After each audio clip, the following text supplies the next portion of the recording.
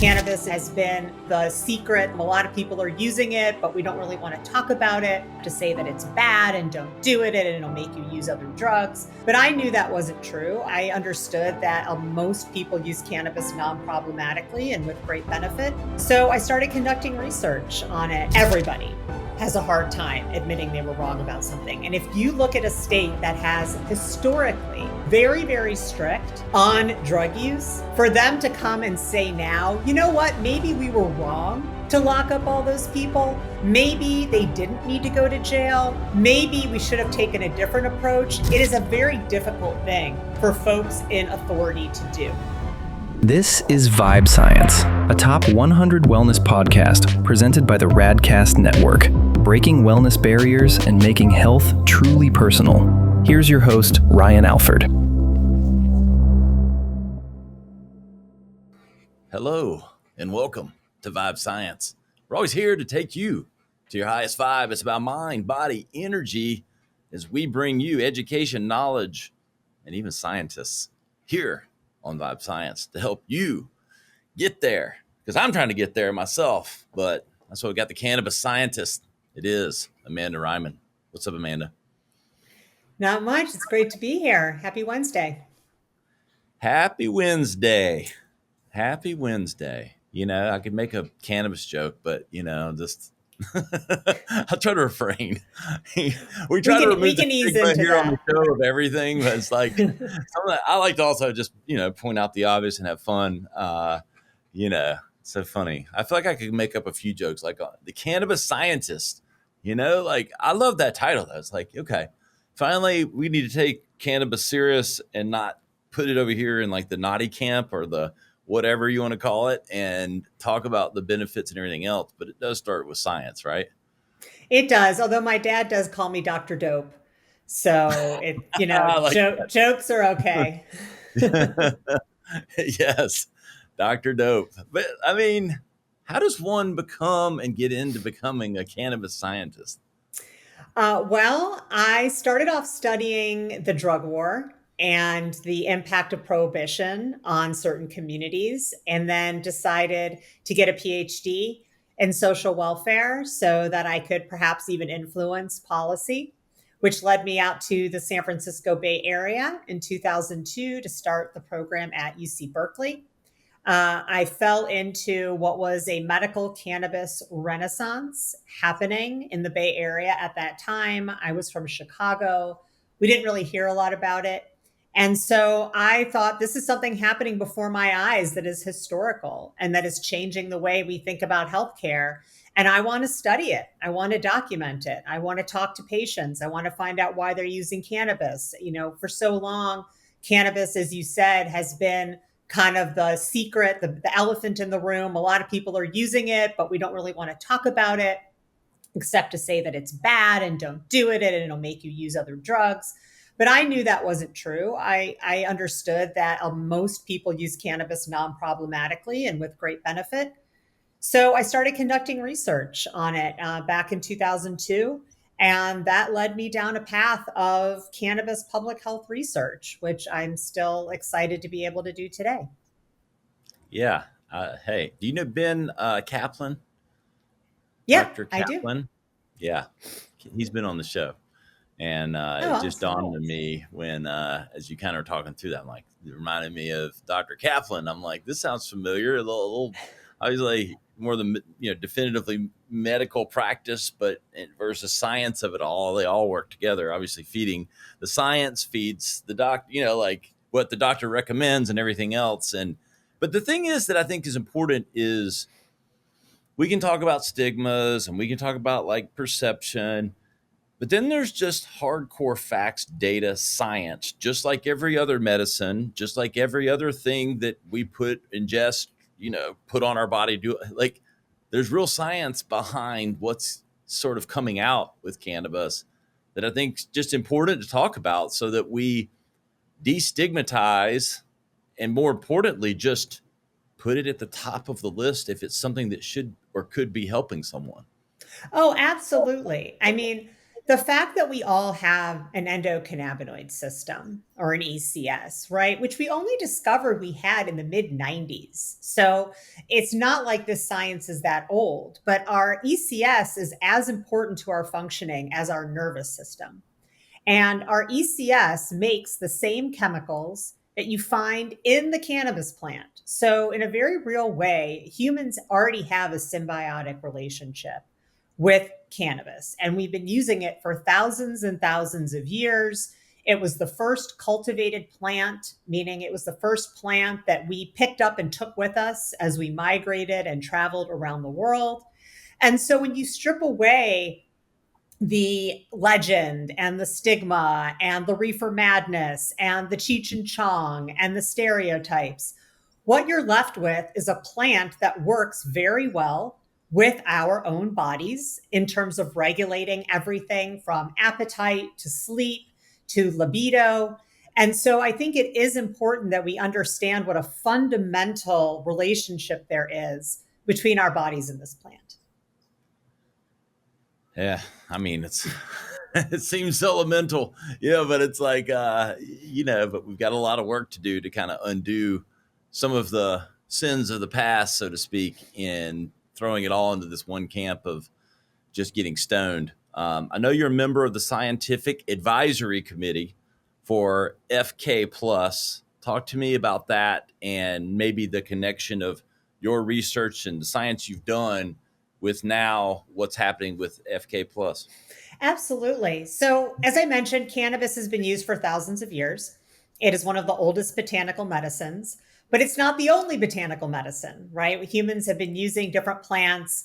We eat them, we see what happens. Sometimes they make us feel better, sometimes they make us feel worse, sometimes they kill us. And evolutionarily, we learn which plants are beneficial to us in which ways. And cannabis was definitely one of these that's been used for a wide variety of ailments. But during Prohibition, and then even in the early days of legalization, cannabis was still siloed away from these other botanicals. So you couldn't make a cannabis product that also had other botanical medicines in it. It was looked at as something that was more akin to alcohol than ashwagandha. And unfortunately, that really prevented us from fully realizing the functional abilities of cannabis as a wellness product. One of the things that the hemp movement has allowed us to do is bypass some of these very stringent regulations around cannabis to combine cannabinoids and not just THC, but CBD and CBN and CBG. And we can talk about those as well with different botanical herbs and mushrooms that also provide health and wellness benefits. And one of the things I've learned from my research is that, yes, there are people that are using cannabis to treat very serious illnesses. And yes, there are people that are using cannabis because they want to get highly intoxicated. But those folks are not the majority. The majority of folks are people that are looking to integrate cannabis into their lives to deal with the things we all deal with: sleep issues, aches, pains, anxiety, boredom. And they don't necessarily want to become overly intoxicated. They want to find what we call the minimum effective dose, which is the smallest amount they can use and still get the effect that they're looking for.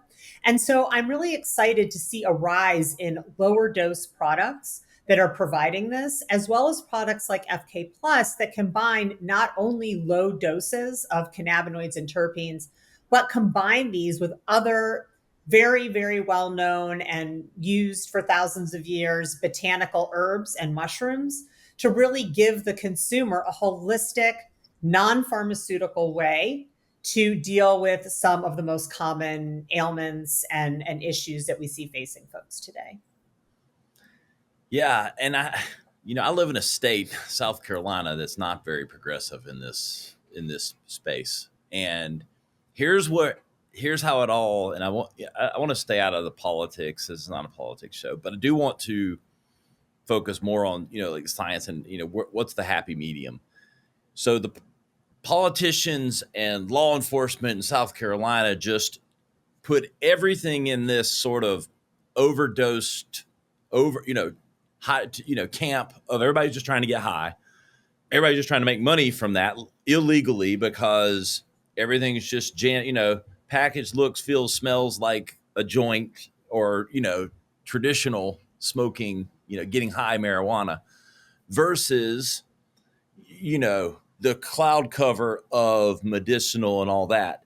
When we have very credible people like you doing amazing research and we have lots of products that are coming out that are helping people, how do we find the line of this can seem like it's admirable to avoid, like people just overdosing, not dying, but taking too much just to get high of a drug that's not legal versus this camp that is helping people, that's done for the right reason and has medicinal impact. How do we find these happy mediums, especially, like, I don't know. I just went right for it here, Amanda. No, that's a great question. That's a great question. And I think what you're describing is one of the biggest fallacies when it comes to drug policy, which is the idea that if you don't want someone to use something in a hazardous way, you make it illegal. That does not work. We have seen evidence from decades of drug prohibition in the US that telling someone you can't use this does not stop them from using it. What it does is it creates a market for very highly potent, unregulated, untested products that are then used in secret under threat of law enforcement intervention. That is not a public health approach to using something that absolutely has risks associated with it, but also has benefits associated with it. And unfortunately, because drug policy is so politicized, a lot of times you see the policies in different states reflect kind of the overall political feelings, if you will, of the leaders of that state. So, for a long time, they were like, oh, of course, the East Coast and the West Coast are going to legalize weed because they're just a bunch of progressive hippies and liberals, and they just want to smoke pot. And, that was kind of the idea. But then Michigan legalized, and Illinois legalized, and Ohio legalized, and Minnesota legalized. And all of a sudden, it was like, all right, maybe this is more mainstream than we thought. But when you look at the holdouts, including my home state of Indiana, which I think is going to fight Idaho to be the last state to legalize cannabis, it's what you'd expect, right? It's states that have traditionally taken a very prohibitionist stance towards drugs, that have very hefty penalties for using substances. And, unfortunately, at the end of the day, I think people have a hard time admitting they were wrong about something. Everybody has a hard time admitting they were wrong about something. And if you look at a state that has historically been very, very strict on drug use, for them to come and say now, you know what, maybe we were wrong to lock up all those people. Maybe they didn't need to go to jail. Maybe we should have taken a different approach. It is a very difficult thing for folks in authority to do. So I think that's why you see this kind of weird messaging happening in more conservative states, because they've held the line for so long. And underneath that strict regime, a very prolific unlicensed illicit market has been created. And now with the hemp market, you're seeing a lot of people trying to use the loopholes. I know that they have hemp stores in South Carolina that are selling products that may or may not be tested, that may be of unknown potency and safety. And it's kind of like, this is what happens when you don't just regulate something, which is actually the only way you're going to be able to assign any control to it. Yeah. Okay. Well spoken. And I think, and you've got a lot of 65-plus-year-old politicians and otherwise that just are not going to change their mind. They cannot be convinced, and anybody that's doing the science is either paid off or stoned, Well, I think that they have to convince themselves of that clearly. Well, people change their minds with their hearts and not their heads. So unfortunately, what that means for me as a scientist is that I can give a politician hundreds and hundreds of pages of data and research. And they're going to tell me, you know what, thank you for this, but I just feel in my heart that it's wrong to legalize this. And, when we hear politicians who have changed their minds on this issue, it always starts with the same first sentence.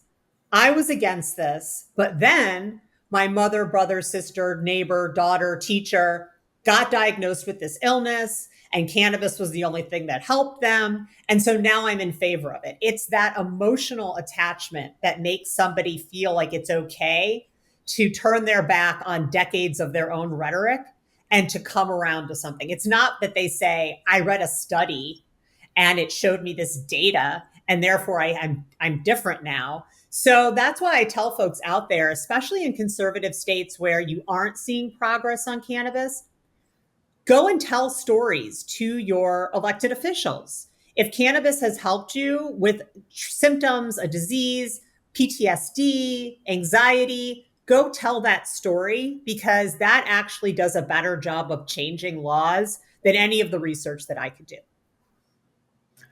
Very true. Talk to me about some of the products and things, and I don't know, maybe some exciting stuff you're seeing and doing with FK Plus. Yeah. So, one of the things I found from my research early on was that cannabis consumers are shopping by affect, meaning that the number one question they have is, how is this going to make me feel? You don't want to take something that's going to make you sleepy during the day. You don't want to take something that's going to give you energy at night. You don't want to take something that's going to make you too anxious or too tired. So they're always looking for that. How is this going to make me feel? And to be honest, with just cannabis, it's really hard to create effects-based products. Now, there are certain terpenes, which are the smells in cannabis, that have different therapeutic effects. You can supplement terpenes into edibles products to try to enhance sleep. There are certain cannabinoids that have certain effects, and you can try to enhance products by adding those. But at the end of the day, it's still pretty variable when we're just looking at cannabis. One of the things that's really exciting about FK Plus is, like I said, they're not just using cannabinoids and terpenes. They're using other mushrooms, other botanical herbs that also have certain effects, and they're stacking them together into one product. So, for example, they have an energy product, right? And this is the kind of thing you're not going to take right before sleep. It's the kind of thing you're going to take before a workout or before you go to a festival and you want to have a lot of energy. And yes, it has some THC in there, and it has some CBD in there, and it has certain terpenes that are energetic terpenes like limonene, but it also has yerba mate and green tea and other herbs that are also energy inducing herbs. When we look at the sleep formula, it's got THC, it's got CBN, which is a cannabinoid that promotes sleep, but it also has valerian, and it also has passion flower, which are herbs that promote sleep. So I think in trying to give consumers what they're looking for, which is, I'm going to take this specific product to get this specific effect and have it not be overly intoxicating, it really hits that mark, which is, it's really one of the first products I've seen to go outside of just cannabis and really focus on, how do we give the consumer the effect that they're looking for? Got it. And it's a blend, of things that get you there, not just CBD or the various kinds for hemp derivatives, whatever it might be. Right. Mushroom, you mentioned mushrooms. So many different types and kinds. It's a whole nother, show in and of itself in some ways. But what are some of the mushrooms that you've tested or observed, or, and some of the impacts you've seen from it? So when we talk about mushrooms, we're really talking about, I would say, three kinds, right? There's like the food mushrooms, like that you get at the grocery store. There's the functional mushrooms, which are the kind that are in the FK Plus products. These are things like lion's mane and cordyceps, which are not psychoactive, but they are therapeutic. So they can promote focus, they can promote relaxation, they can act as anti-anxiety, depending on the type. And then you have your psychedelic mushrooms, which are your psilocybin heavy mushrooms, things like penis envy and golden teacher, which are different varieties. And those are the ones that people take for psychedelic experiences. On the psychedelic side, there is amazing research, very promising, on the use of psilocybin and psychedelic mushrooms to treat things like anxiety, obsessive compulsive disorder, PTSD, severe depression, helping people deal with end of life, so people that have terminal illness. And that's a really exciting field of science. And so I think we are going to see more research into the psychedelic mushroom therapy. And then with functional mushrooms, you can buy these right now. So, I mean, I can go to the health food store and buy lion's mane mushroom and grind it up and make a tea with it. So, those are the types of mushrooms that are in the FK Plus products. They are therapeutic, they are not psychoactive, but they are going to promote a certain effect. And then, of course, the edible mushrooms we just throw into our saute and yum yum. Yes. Sauteed. I do love some mushrooms with my steak. So good. The and it's funny. I mean, we've had a couple mushroom people in the functional and the therapeutic and the like you said, psychoactive. I mean, it's some of the research is coming out on the psychoactive side is fascinating, and it's back to hate the stigma that is kind of there. It's a whole nother, acid and mushrooms and all that, and yeah, you can abuse anything. But if, I have a mother that has early onset dementia, and there's been some promise. It's mixed reviews in some of that research. I don't know that there's been enough data, but if we have these things, we don't have to create everything in the laboratory, chemically. It's some of this stuff comes from the earth, and why aren't we testing it more? Well, there's a couple of theories on that. One is competition from the pharmaceutical industry. Yeah, exactly. You can't put a patent on something from the ground, right? And so that's definitely one theory. Otherwise, drug laws were historically used to control certain populations of people. So whoever was using those drugs, that was what the law was made around, but it wasn't about the drug. It was about who was using it. And unfortunately, there was a desire in the 1960s and 70s to demonize and also control young people, people that were speaking out against the war, people that were speaking out against authority. And a lot of these folks used psychedelics and cannabis. So it kind of became a way to make those substances illegal so that you could stop people, detain them, search them, give them a record. So unfortunately, these amazing plants that, again, thousands of years of use across humanity became a pawn in kind of a government plot or ploy to control certain populations. And so unfortunately, it really set back research. It made it very difficult to do research in this area. And we're just now getting to the point where research on psychedelics and cannabis is being more prolific. Yeah. Rage against the machine. Yeah. But they let us make us think the machine's not there. Wake up, people. Wake up. And you can do that using FK Plus. They've already got an energy something that'll help you wake up. And focus. They also have a focus gummy, so that'll help you, hone in.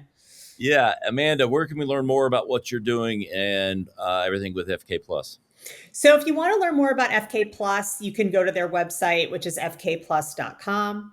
I myself have an educational platform called Personal Plants, and it really focuses on objective public health based information about cannabis and using cannabis moderately and healthfully, understanding what that looks like. And so I really encourage folks to check that out, especially if you're newer to cannabis, because it's really hard to find unbiased information.